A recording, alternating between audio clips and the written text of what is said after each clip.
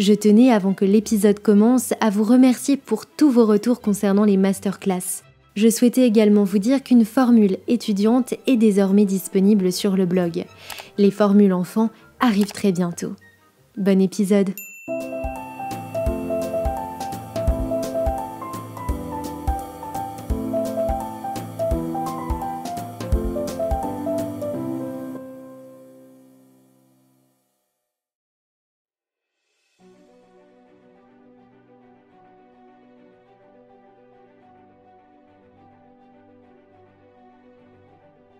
Une femme semble être assise sur un fauteuil de velours rouge. Campée dans un intérieur matérialisé par des pilastres et un bas-relief, elle est illustrée aux côtés d'une table sur laquelle est déposé un bouquet de fleurs ainsi qu'une lettre. Elle tient sur ses genoux une colombe, symbole de fidélité conjugale. À ses pieds figure un encensoir, un brûle-parfum, dont une douce fumée d'encens semble embaumer la pièce. La richesse des soieries qui composent son habit coloré et la somptuosité des éléments orientalisants qui l'entourent résultent d'une attention particulière de la part du peintre portée aux détails. Cette toile, nommée la Douce Mélancolie, fut peinte par Joseph-Marie Vienne en 1756. La composition générale de l'œuvre, dont une forte influence de la culture antique fut assimilée par l'artiste, témoigne d'un changement des arts qui eut lieu à la fin du XVIIIe siècle. On parle alors de néoclassicisme. Le néoclassicisme apparaît au milieu du XVIIIe siècle et s'épanouit jusque dans les années 1830. Il peut être compris comme étant une réaction face à la légèreté des scènes galantes du style rocaille, alors en vogue au cours du siècle. En effet, le XVIIIe fut le siècle d'un nouvel art de vivre. Depuis la Régence, suite au décès de Louis XV, le confort fut le maître mot du XVIIIe, où de nombreuses pièces intimes destinées à la conversation et au plaisir galant apparurent. Une légèreté qui fut également à l'origine d'un renouveau des arts. La peinture, dont François Boucher ou encore Jean-Antoine Watteau en sont les principaux représentants, devient peu à peu décorative. Les sujets, désormais plus légers, s'inspirent de la vie quotidienne, mais également de la nature. Un répertoire iconographique particulièrement apprécié qui donna son nom au style rocaille du XVIIIe siècle. Le terme des fêtes galantes fut d'ailleurs inventé afin de qualifier cette typologie de peinture où les artistes font évoluer leur figure dans une nature sauvage et verdoyante. Le néoclassicisme s'impose alors et souhaite mettre en avant des sujets plus nobles inspirés de l'Antiquité. Motivé par les dernières découvertes archéologiques de Pompéi et d'Herculanum qui furent déterminantes pour l'avancée des arts. Le principal représentant de ces peintures néoclassiques fut Jacques-Louis David, initié par son maître Joseph-Marie Vienne, l'un des premiers peintres néoclassiques. La peinture néoclassique se distingue selon diverses caractéristiques. Tout d'abord par des plus grandes compositions, au travers desquelles s'illustrent des figures généralement peintes en frise à la manière d'un bas-relief antique.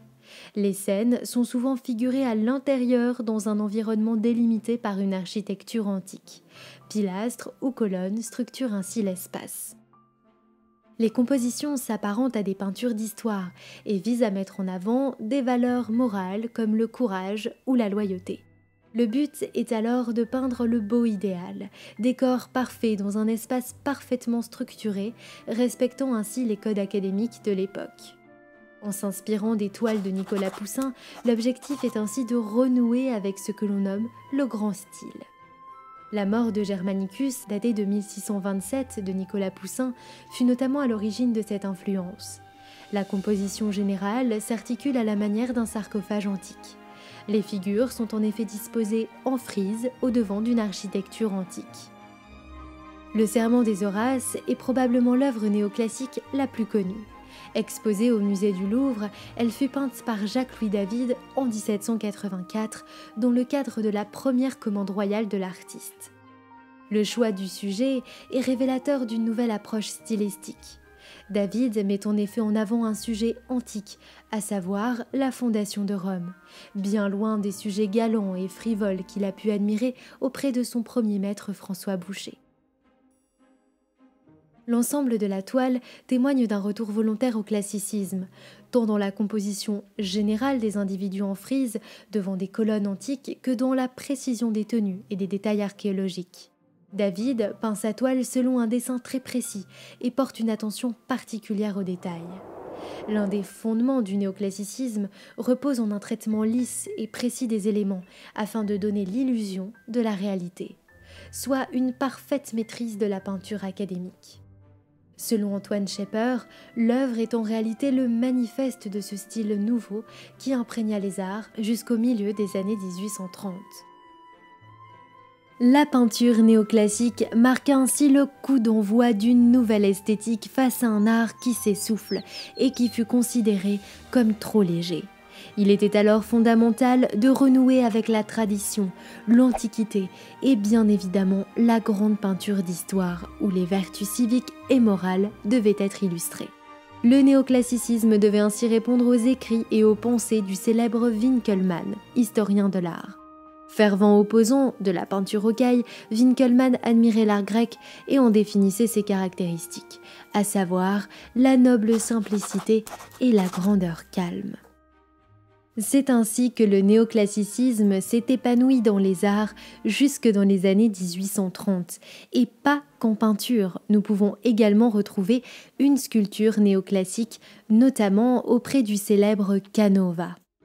En effet, le sculpteur italien Antonio Canova représente le néoclassicisme en sculpture.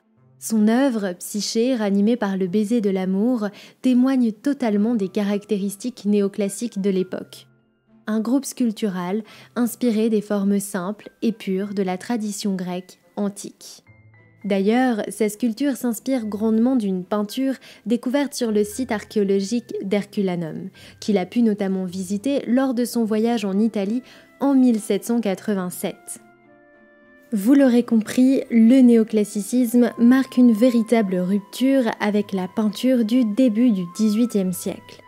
La pureté de ses formes, l'attention portée aux détails archéologiques et l'intérêt pour la grande peinture d'histoire font du néoclassicisme un art devant éduquer le spectateur selon les codes classiques et académiques. C'est bien la grandeur de l'Antiquité que les hommes néoclassiques souhaitent retranscrire sur leur toile.